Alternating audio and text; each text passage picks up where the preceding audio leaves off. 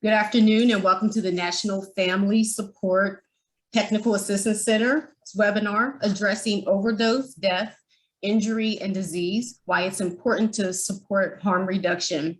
I'm Lachelle Freeman, the project manager at NFSTAC, the Family Center of Excellence. We're led by the National Federation of Families, and I want to thank you all for joining us today. Before we get started, our presentation, I would like to go over a few housekeeping rules. Today's webinar will be recorded. The recording, along with the PowerPoint presentation and slides, and any additional references will be uploaded to the events page after the presentation. All attendees will be muted for the presentation portion of today's webinar. However, we still look forward to hearing your questions, and we're happy to help you with any technical assistance issues you may have. To ask questions or request technical assistance, please send a message in the chat box. We will be watching the chat box during the presentation. If time allows, we'll also unmute and we'll have open discussions to ask questions, and you can use the raise your hand button. When you leave the webinar, you will be redirected to complete a short feedback survey using the link provided. The survey will help us continuously improve our webinars as it is, and it also will help us fulfill our SAMHSA funding obligations to provide them with important data. The information will be confidential. We do not offer CEU credits for this webinar, but we will give you a certificate of attendance after you fill out the survey. It is now my honor to turn the webinar over to our guests so that they can introduce themselves. Thank you. Thanks, Lachelle. We are so grateful to be here talking about this very important topic. I'm Pat Awesome. I work for Partnership to End Addiction, and I'll explain that in a minute.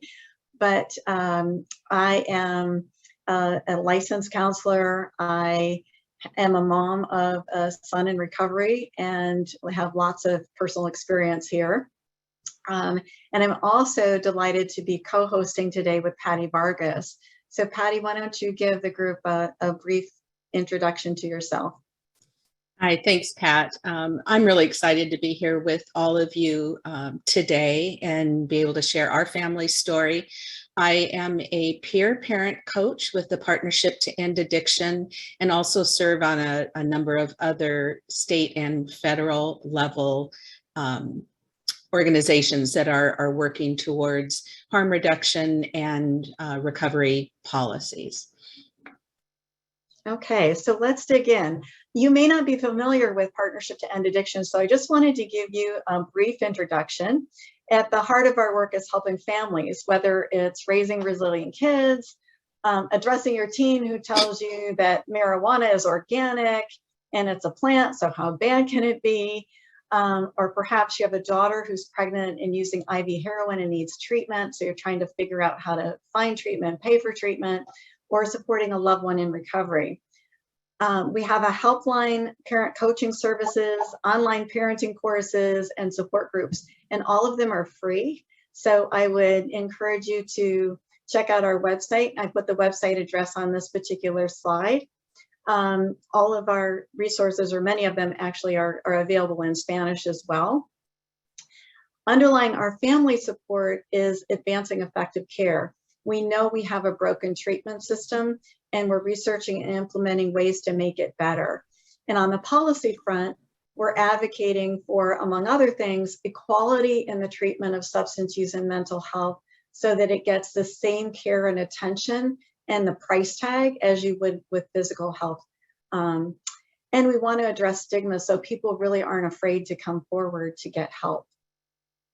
So in essence, we help the helpers and help families find answers. So let's go to the goals for today.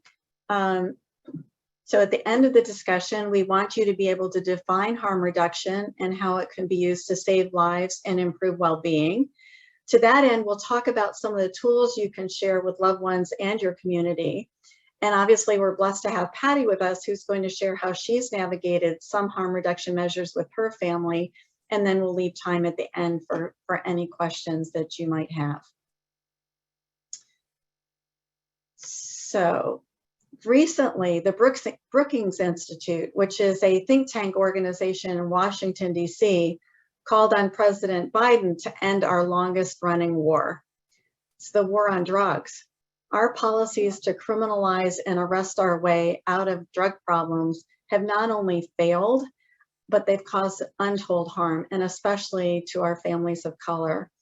And at the present time, it's going to be really difficult to treat our way out of the problem for a variety of reasons. Just a few days ago, I spoke to a mom whose son is on Medicaid in New Jersey and needs to be in an intensive outpatient program. Every facility she called said they have a 3 to 4 month waiting list. If she could afford to private pay, it was going to cost her $350 a day. Waiting lists, lack of research-backed treatment, insurance restrictions, lack of transportation to get to programs, stigma, and more are making this really, really challenging.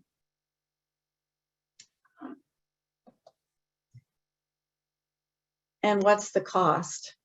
So look at the first number on this picture, right? Last year, we lost over 100,000 people to drug overdoses, which, by the way, doesn't include alcohol and smoking related deaths, which would take the number up to 600,000 people.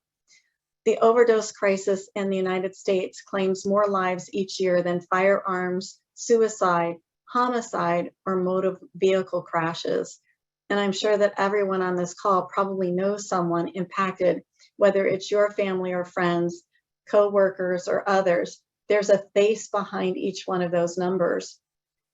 Now let me draw your attention to the last number on the chart, 1 trillion. Not only is there heartache, but overdose deaths cost our economy $1 trillion a year in health expenses, reduced productivity, criminal justice costs, and other losses, according to a new report just released by the government. That's equivalent to nearly half of America's economic growth last year. I point this out because of recent outrage over crack pipes. You may have seen reports in the news about our government offering to provide funds for harm reduction. And there were people who came out and said, well, I can't believe we're going to use taxpayer dollars to pay for crack pipes. It was greeted with a great deal of outrage, and by the way, isn't accurate. But if I told you you could spend $5 in tax money for a pipe that could prevent the transmission of hepatitis, or we could pay $100,000 to treat the hepatitis, which would make more sense to you, right? So for some people who really can't get beyond the notion of harm reduction, sometimes talking in economic terms can be persuasive. So let's go to the next slide. So in terms of harm reduction, it really meets people where they are. Substance use happens in many different ways as depicted on this chart, including protecting unborn babies and infants from exposure, abstinence, occasional use to more problematic use, and then addiction to recovery. And people can be in different places on the continuum with different substances. Say, wanting to be abstinent from heroin use, but still wanting to use marijuana. Harm reduction meets people where they are.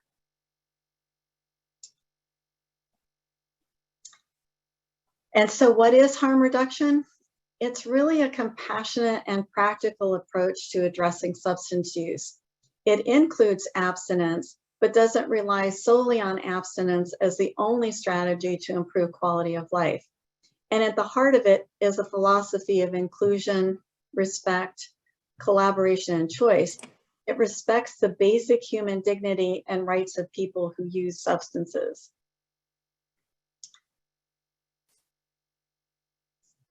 Think about your own family and how we use harm reduction measures every day.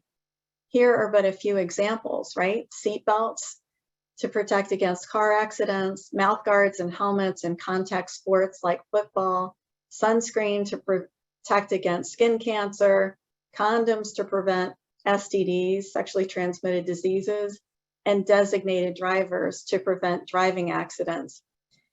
And then there's this one, which I'm sure we've all become more than familiar with, right?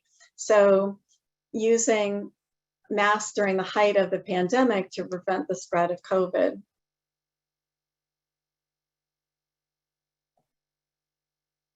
So what are the benefits of harm reduction? As I mentioned earlier, we've had over 100,000 deaths related to overdoses, and some of those deaths could have been prevented. We can decrease the transmission of diseases like HIV and hepatitis, as well as bacterial and fungal infections. When we connect with people using substances, we can offer overdose education, counseling, and referral to treatment for infectious diseases and substance use disorders.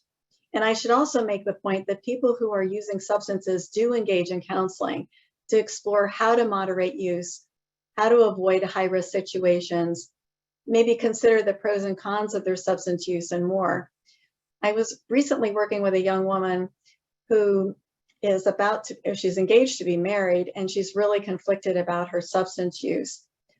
She's using a significant amount of Oxycontin, which is a prescription pain reliever every day, and a form of opioid.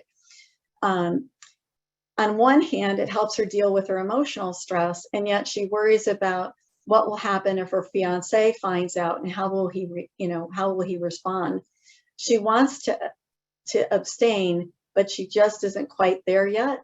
And yet the counseling is a way for her to explore it and talk about it. And hopefully we'll get to a point where we tip the scales and she's able to stop using. We can also reduce stigma associated with substance use and co-occurring disorders. And we can promote hope and healing by connecting loved ones to people with lived experience of recovery, people who've navigated this journey and know what it entails.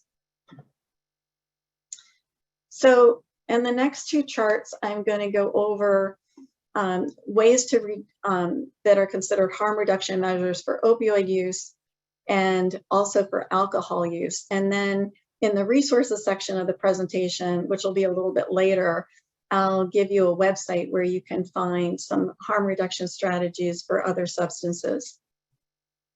So let me start just to make sure everybody's on the same page in terms of what opioid use is. So opioids include heroin, fentanyl, prescription pain relievers such as Oxycontin, Vicodin, Percocet, Tramadol, Tylenol with codeine.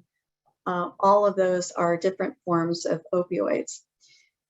So the first one I want to call your attention to are fentanyl test strips. Fentanyl, which is a very powerful opioid, it's considered to be 50 times more potent than heroin, has flooded our country. And it's not only can you find it on a standalone basis, but it's cut into heroin, cocaine, meth, ecstasy, and counterfeit pain pills.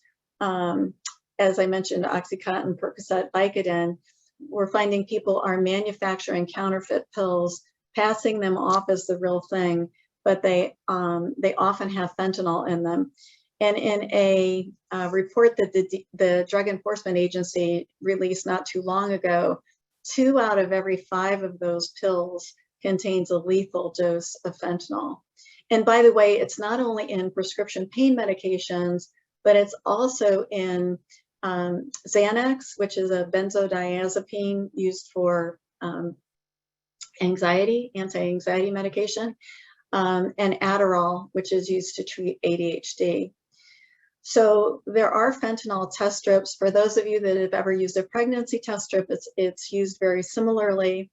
It can be used to determine if there's fentanyl in the substances that your loved one is consuming, because if they don't know or they're not aware of it, they can be in a situation where it will cause an overdose, right? You should know that test strips are not legal in some southern states. They're considered drug paraphernalia in some of the southern states, although harm reduction organizations are handing them out, and you can also purchase them online. So using clean and sterile needles is also important to reduce the transmission of diseases or to prevent infection. They can be obtained at some needle exchanges, but also without a prescription at many pharmacies. That said, I have to tell you, I was working with a young man who was using heroin and we talked about whether he was getting clean needles or not. At the time, he was living in Florida, and he recounted the story where he went to a local pharmacy to buy needles, and the sales clerk took one look at him and said, "We don't have any needles for the likes of you." So stigma was obviously alive and well, and he ended up sharing needles that had been used with other people. By the way, in New York City, as of November of last year, we've become the first city in the United States to open an authorized injection site.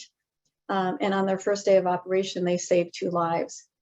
Other cities are likely to follow suit. In fact, Eric Adams, the new mayor of New York City, wants to build on the program. And he sent out a tweet that said, "Every overdose death is a tragedy, and we can do more to prevent them. That's why I'm going to establish more overdose prevention centers that include wraparound services like counseling, healthcare, and supportive housing."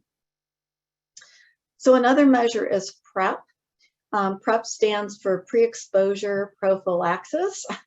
Not easy to say, so easier to say PrEP. And it's a medication that can be taken to prevent getting HIV. It's highly effective when it's taken as prescribed, and according to the CDC, PrEP reduces the risk of getting HIV from sex by about 99%, and the risk of getting HIV from injection drug use by at least 74%. And it's especially important if a person shares needles, syringes, or other equipment, such as cookers, to inject drugs. Safe smoking kits are also available, and they include alcohol swabs, lip balm, and other materials to promote hygiene and reduce the transmission of diseases. Smoking by itself is considered a harm reduction measure, as it's typically considered to be safer than injecting substances. Many of you may be familiar with the naloxone or Narcan. That's the brand name is Narcan. It can be used to reverse an overdose on opioids if used in time. So again, it can be used to reverse heroin or fentanyl or prescription pain medications. It's harmless if it's used, you don't know what the substance is that the person's taking, and it's used, it's like a nasal spray, and the person would end up with a runny nose. You can get Narcan at most pharmacies without a prescription. And many organizations and communities not only hand out free kits, but teach you how to use it. And you can check out how to use it at drugfree.org, which is our website, or look at YouTube, and there are lots of videos in terms of how easy it is to use. Some other strategies include using a small amount or a test shot, using a little and going very slowly, or using substances with a buddy so that, or one person at a time so that someone can call for help if needed. Not mixing substances is highly recommended.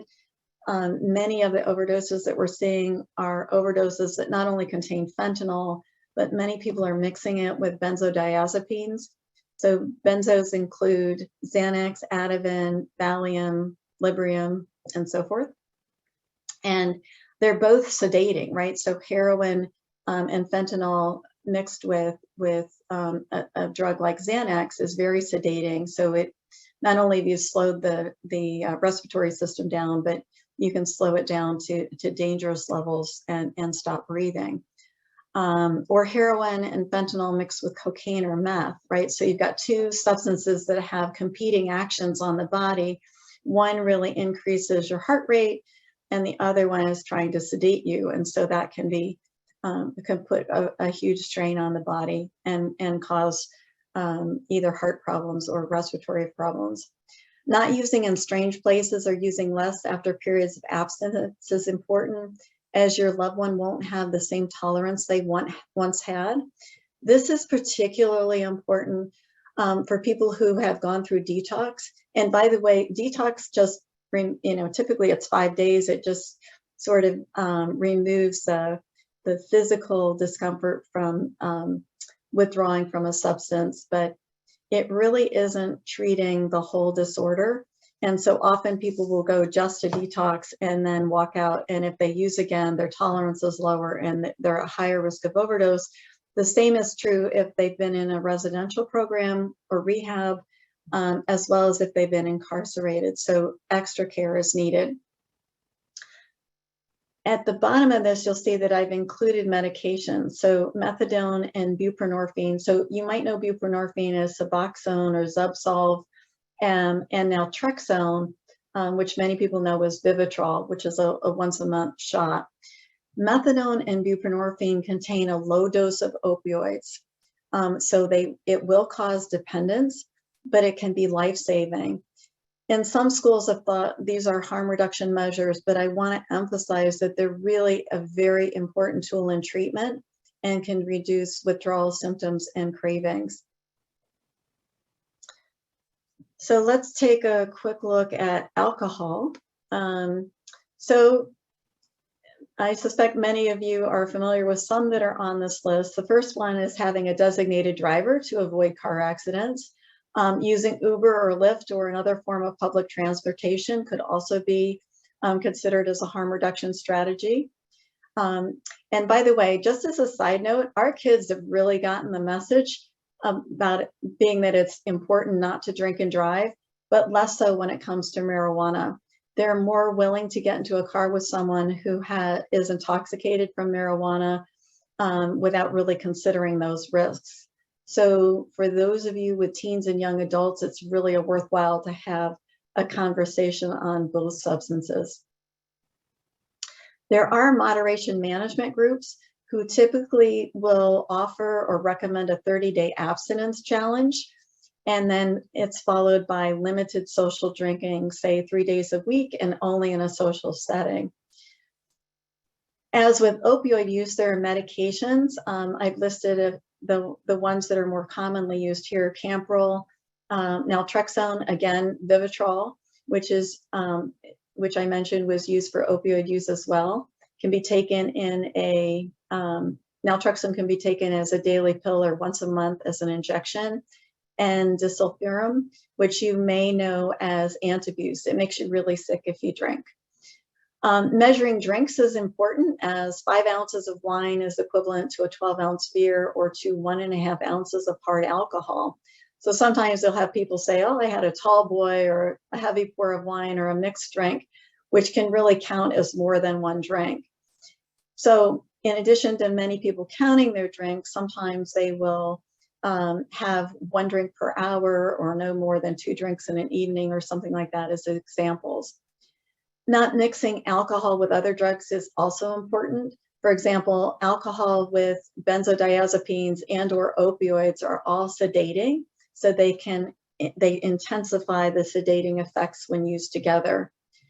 Not drinking on an empty stomach, right? Or drinking water in between drinks are 2 other strategies that can be helpful. And also on the market are lower alcohol drinks, as well as a rising popularity of mocktails. So mocktail is a cocktail without alcohol in it. They're increasingly available in restaurants because it's better for business. You know, you think about someone going into a restaurant who wants to remain abstinent for alcohol and they ask for a glass of water or seltzer. The restaurant's not going to make as much money as they would if they could offer a specialty drink. So I've seen mocktails that are as expensive as $19, which I think is a little over the top. But anyway, also, I should mention there's a Sober Curious movement. You can check it out online. It's focused on examining a person's relationship to alcohol and may be of interest to people who want to cut back or abstain. And lastly, I just wanted to make sure that people are aware of the signs of alcohol poisoning. So just as with Narcan and reversing an overdose, you would want to be aware of the signs of alcohol poisoning. So it occurs when there's so much alcohol in the bloodstream that areas of the brain controlling breathing, your heart rate, your temperature begin to shut down.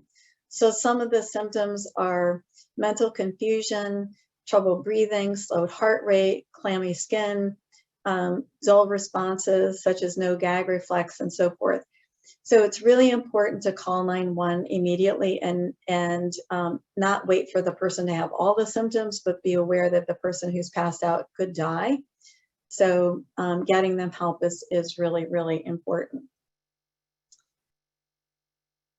And so how do you go about presenting all of this to a loved one?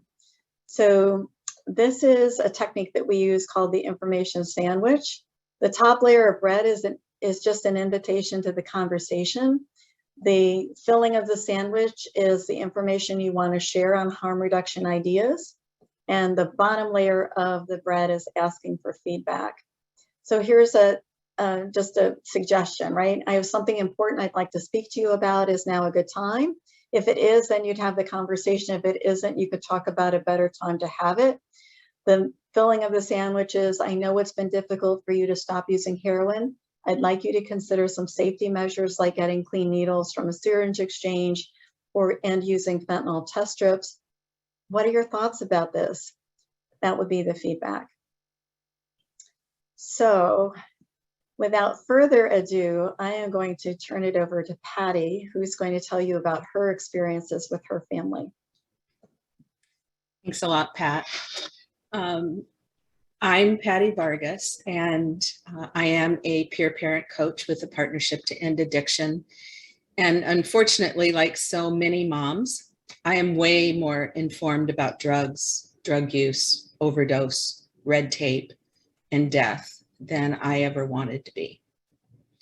These are pictures of my son, Joel David, with me, with his brother and his sister, with his stepdad.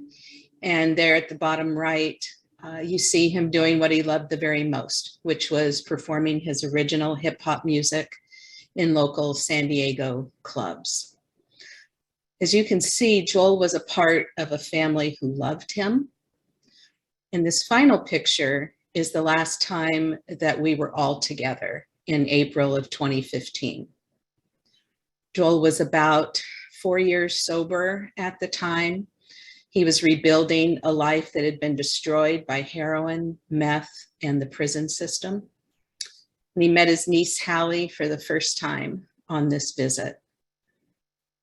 So I share these pictures to put a face on addiction, my boy's face. It's easy to depersonalize what we don't understand and what maybe hasn't come to our door, to place labels like weak, ignorant, loser, low class, addict, user, junkie.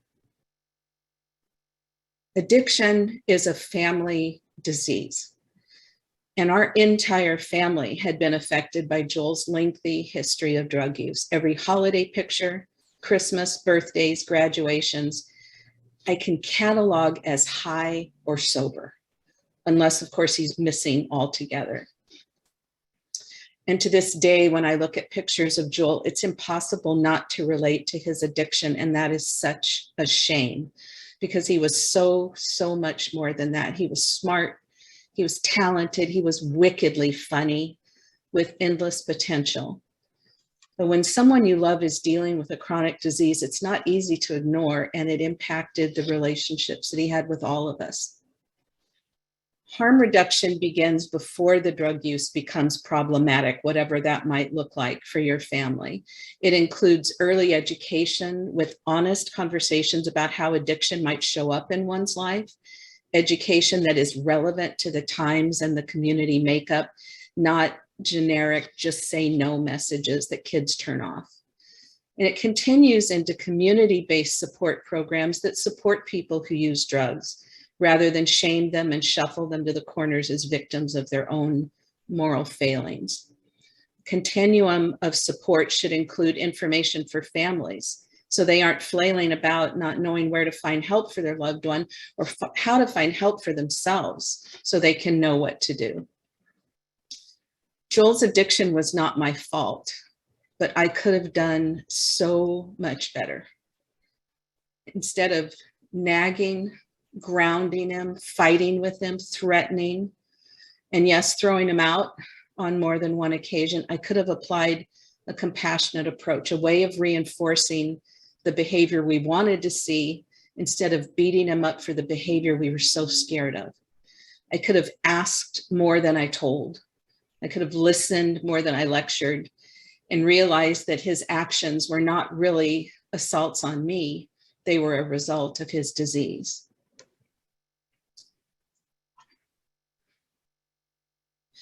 Joel died in 2017 in San Diego, California. At that time, the county was sitting on 6,600 doses of nasal naloxone, caught up in bureaucratic red tape about distribution methods. Just up the road, Orange County had distributed their first allotment within a month of receipt. In California, counties have jurisdiction and discretion over how they administer grant monies. And in San Diego, harm reduction groups trying to access the drug had to have a medical order from a doctor, policies and procedures in place, and meet other requirements before the county could give them the naloxone. So while bureaucracies quibble, people die. Would Joel have lived if Narcan had been available? Maybe, probably. We'll never know. But Joel's little sister, Rebecca, was with him when he died. Now in recovery, she was also an active user at the time. And as supply became available, she began to carry Narcan with her at all times, in addition to fentanyl test strips. She personally reversed many overdoses and had her own overdose reversed by a roommate. Becca had a second chance, a chance to recover. And we approached Becca's drug use much differently. Having learned better communication methods from the Partnership to End Addiction, we were able to have more open, loving conversations with her. Not that it was easy and not that it wasn't painful, but we were able to potentially reduce the harm by using a more compassionate and less judgmental approach. We all carry Narcan now. It's in my purse, it's in my car, it's in the bathroom cabinet of our home. I'm active in local agencies to promote harm reduction policies in my town, which can be an uphill battle. What I really wish the world understood is that addiction is a family disease. It's a community disease. It's a disease that's enabled by ignorance, stigma, policies rooted in years of bias, arrogance, and intolerance. Addiction does not discriminate based on color, socioeconomic status, or how much someone is loved. It's not a disease that's isolated to the poor or the uneducated. It also cuts down college graduates in their prime, mothers trying to self-medicate personal issues, athletes dealing with injuries. In other words, normal people. Someone in your family likely is struggling with a substance use issue. It's up to us to make our communities as safe as possible for everyone, including people who use drugs. The use of harm reduction tools, from education to community support to safe supply and consumption sites, can lead to change. Non-judgmental, non-coercive resources open up conversation and opportunity and provide a chance for people to consider options and potentially make life-changing decisions for themselves. My son is gone. My daughter's alive. Dead people can't recover. I don't know how to state it more clearly. Thank you.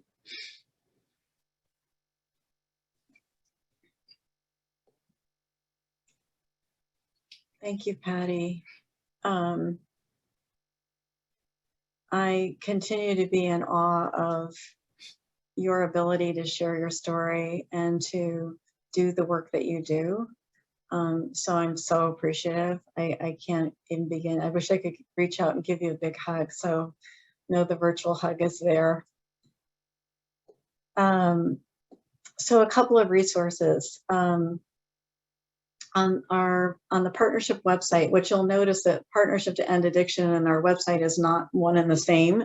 It was a marriage of Partnership for Drug-Free Kids. And so we kept the drug-free website. So we've got the article on reducing the potential for harm, There's also a very interesting video series that we did about opioids and IV drug use. And it talks about warning signs and how to help a loved one, especially if they're not quite ready to get treatment or if they're on a wait list, as well as information on reversing an overdose with naloxone. There's also a National Harm Reduction Coalition, and there's a ton of information on their websites that you might find interesting.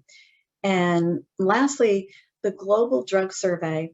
It's a really interesting website in that they've asked people who are actually using different substances, what do you think you can do, or what would you do to reduce harm associated with the, or risks associated with the use of whatever substances they're using. So it's really an interesting website from that perspective, and you can get ideas about cocaine or marijuana or other substances from them. So that is the heart of what we wanted to cover. So I'm going to turn it back over to Lachelle.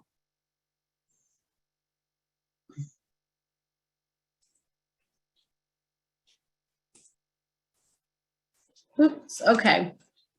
Thank you, ladies, for a great presentation. There are many comments in the chat just thanking Pattie for sharing her story. But we did have a couple of questions, and we want to open that up for the questions.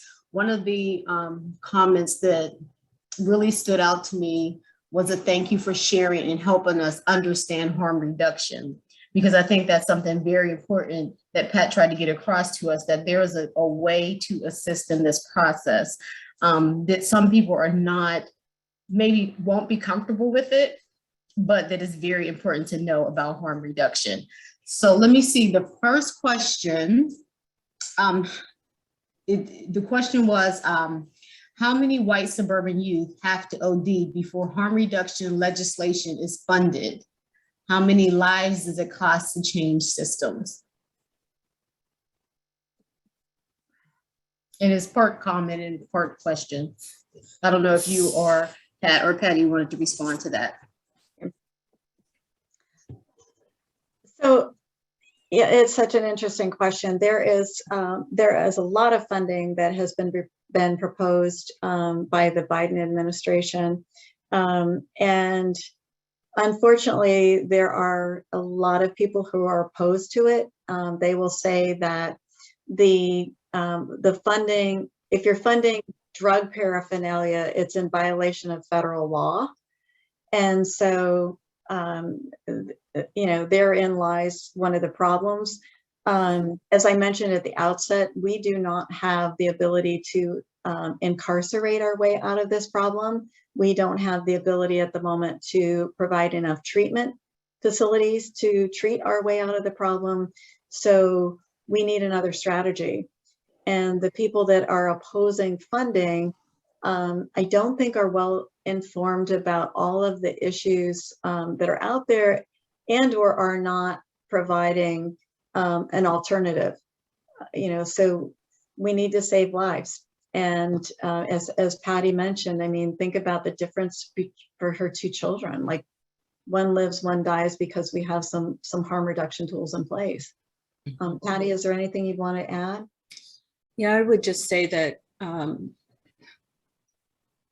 there are a number of people in the president's cabinet who have personal lived experience with addiction.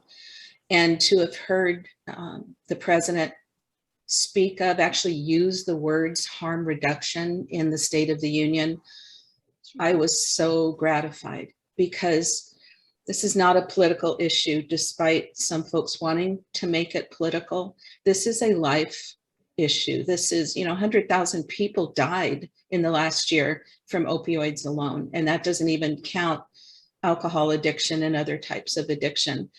So this has to be addressed. And my personal feeling, my personal belief is that the more we speak out, the more that we don't let stigma keep us in the dark. You know, there's a saying that we have in the rooms that you're only as sick as your secrets. So the longer that we stay silent about what's going on in our own families, in those white suburban homes, then the more that we bring it out into the light and and show that it's not, that it doesn't discriminate, and that we have to do something to save people and to make a difference in this. And I see Alex W has their hand up. You could feel free to unmute and ask your question. My main question is how to support research to advocate for funding based on lives saved. Currently, I'm working as an advocate with King County Public Health Healthcare for the Homeless Network, and even our mobile outreach team is being asked for harm reduction supplies, and they are asking for help because they don't have funding to replenish the supplies that they have, and they don't have enough storage.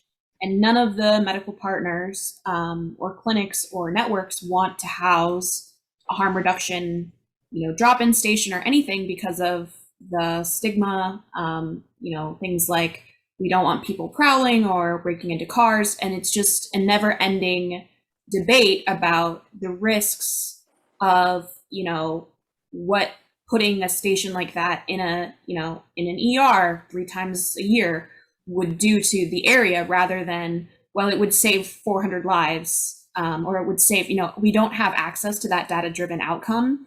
And so at a policy level for my state, at least, it would go to legislature, and it's just a very slow process. We can't afford another 100,000 lives over the next year before that process happens. So I'm just curious from my perspective as a crisis counselor and human services worker over the past 12 years, the stigma of opioid IV drug use has gotten progressively worse, even with the media trying to address some of the systemic and medicalized parts of it. And so I'm just curious, from your experience, what has been effective in advocacy to provide that basic service? These folks aren't necessarily resourced enough or accessed enough to make it happen on their own. And you might say, well, if they have access to drugs, they have access to Amazon, they can order these things on their own. But the reality is, like, they're going to die before that happens. And so my main question, and the reason why I came today, is to ask, like, can you point me to any resources or any organizations who have toolkits or technical assistance for advocating for sustained funding for these things? Because while I'm aware that these are new proposals in the national legislature, I'm just not seeing it happen. And it's all reactionary. All of our mental health and substance use funding in this country is still reactionary to the trends that are occurring now. I know it's a big question, but I go to these trainings for the last 10 years, and it's the same list that we've had since 1975. And at the same time, aside from maybe testing strips and naloxone, but how can we give people access to that in a political environment that wants to keep property crime and break-ins down without actually addressing the problem? So Alex, it's a great question. And I don't know that I have the answers for it, because it's a perennial problem. As we mentioned, there is supposed to be, money allocated for harm reduction services, if the current budget goes through. But, that's always, it's always challenging, in the final analysis as to how much money gets allocated and where it goes. I would say that there was a business case put together for the New York City supervised injection site. And they based their research on what was happening in Europe and in Canada. Also, I was thinking about, as you were speaking, there was it's called Project Point. It was done out of Indianapolis, I believe, but it was where when people would overdose, and they used to just sort of, you've probably heard the term treat and street, right? So we're just going to stabilize you and send you out the door. And there was a lot of stigma and whatever. They did a project where they got a group of people together in the ER and said, let's find out what people really need instead of just kicking them out the door. And they found out that the people who had come in with an overdose needed to be signed up for insurance. They needed to get transportation. They needed stable housing, a lot of the things that you would expect, right? And so sometimes they needed food stamps. So they put resources in place to help the person who was coming in that overdosed. And then they found that within a couple of months, they would come back and ask for treatment because they had been connected to services that they really needed just to have a stable lifestyle. So there may be some things to do there, that might be helpful. But Pattie's been involved in some harm reduction on the ground organizations, so I'll let her speak to it. One of the most interesting things that I've come to be aware of recently is with the high intensity drug trafficking area. This is a program that is part of the national effort of the federal government's effort to address addiction. It is a law enforcement agency, but they have a tool that's called ODMap. What they want to do, this is slowly gathering momentum across the nation. But what would happen with ODMap is that first responders, police and paramedics would be able to, in real time, note that there's been an overdose in a particular community, so that instead of waiting 18 months or 2 years to get data about where are overdoses happening, where is drug increase on use increasing, it would be real-time information about where overdoses are happening. It's a brilliant program. And I'll put in the chat here what the program is. And the gentleman that I came into contact with, he is open to hearing from anybody. He is really passionate about this, and especially about the ODMap program.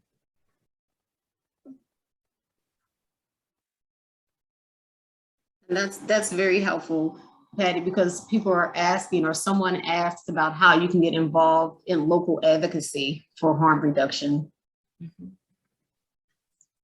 So also there is if you go to the CDC site, there is a harm reduction technical assistance center. And SAMHSA was doing a grant program. It closed on February 7th of this year, but they were looking to support overdose prevention programs, syringe service programs, and other harm reduction services, but the applications were due February 7th. But they may be able to tell you, like, if there's a new grant period that's coming open or something like that, to provide additional funding. And also the website that's listed here, the National Harm Reduction Coalition, you can find out where there are harm reduction programs in your community, in a local community, where is Narcan being distributed and so forth. And if you don't find your community on there, then it's time to go to your city council or your board of supervisors and ask why.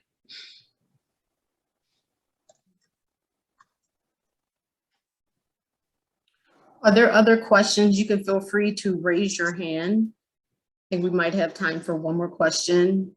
And then I'm going to read a couple of the comments that were made while Pat and Patty were doing the presentation. There you go. Okay. All right, so a couple of comments that I saw, and they're related to the presentation. It says, these seem like strategies for someone that is addicted to alcohol. With addiction, many of these would not be possible. So I'm assuming some of the strategies to reduce usage. So let me comment on that. So harm reduction strategies are geared for people regardless of where they are on that continuum. So some people may have more problematic drinking problems than others. And there are people who have full-on alcohol use disorder severe that will consider, like, they'll say, I don't want to quit, right? I don't want to quit, but maybe I can cut back a little bit. So even if they choose to drink a beer a couple nights a week instead of that pint of vodka, that might be their answer. So it really depends on where a person is at and what their interests are. But sometimes they're not aware of medications that can help with cravings. Naltrexone can actually, for some people, kind of reduce the buzz feeling so they don't drink as much. So they're still drinking, but they're not drinking as much. Having a designated driver is always a good idea instead of drinking and driving. So there's some, it depends on the person and, what their state of mind is and how they want to proceed.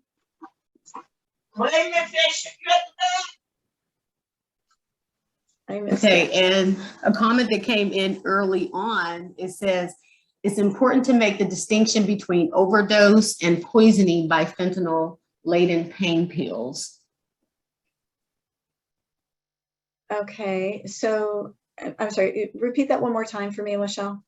Sure. It's important to make a distinction between overdose and poisoning by fentanyl-laden pain pills. Okay. So interesting, right? That there are many people who are taking counterfeit pills that don't know that there's fentanyl in it. And I know there are families that have said they have been poisoned, they've been murdered. And overdose, right, can happen regardless of the substance in terms of opioids. So it could be it could be the fentanyl taken just as is. It could be heroin. It could be even cocaine that's laced with fentanyl. So I think the most important thing for people to take away is that if you're going to get prescription pills, they need to come from a legitimate pharmacy. And because getting any kind of pills at this point off the black market, you run the risk of fentanyl in those pills. So therein is why the fentanyl test strips are so important, so that you can take, tip off a little part of the pill and just make sure that you know whether it has fentanyl in it or not. Not that it's 100% foolproof. And always have naloxone, right? So that we can reverse overdoses is really important. All right, well, you know what? That kind of brings us to an end. If no one has any further questions, I just want to say thank you for attending. I hope this was informative and helpful. I want to thank Pat and Pattie again for today and thank everyone for your participation. A special thanks to Dr. Linda Gargan, the NFSTAC Principal Investigator, C4 and Partnership to End Addiction staff for helping us run this event smoothly today.